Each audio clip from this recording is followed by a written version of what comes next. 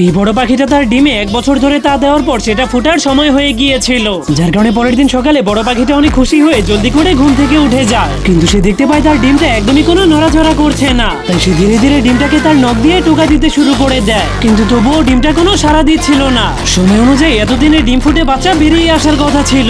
এই জন্য সে অনেক মন খারাপ করে একটা পুরোনো কেবিনের মধ্যে ঢুকে যায়, যেখানে আগে থেকেই একটা ভাঙা ডিম পড়েছিল। তখন সে নিজের কষ্ট থামিয়ে রাখতে না পেরে সেই ভাঙা ডিমের উপরে দুনিয়ার সব থেকে সুন্দর একটা ফুল রেখে দেয়। এরপর বাসায় ফিরে গিয়ে আবারও তার ডিমটা ফোটার জন্য অপেক্ষা করতে থাকে, কিন্তু আরো একটা দিন এবং রাত কেটে গেলেও তার ডিমে এখনো কোনো নড়াচড়া দেখা যায়নি। তাই সে অস্থির হয়ে জলদি করে সেই দ্বীপের ডাক্তারের কাছে চলে গেল।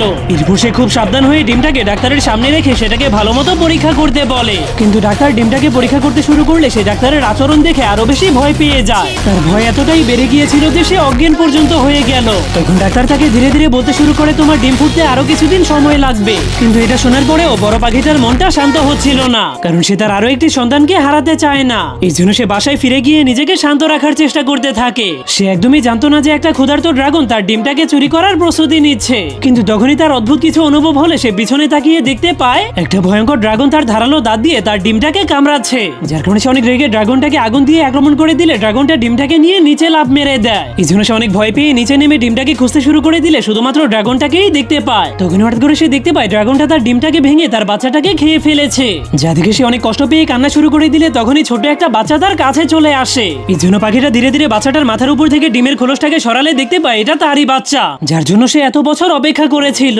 যার কারণে সে নিজের বাচ্চাকে পেয়ে এতটাই খুশি হয়ে গিয়েছিল যে সে প্রায় আবারও অজ্ঞান হয়ে গিয়েছিল।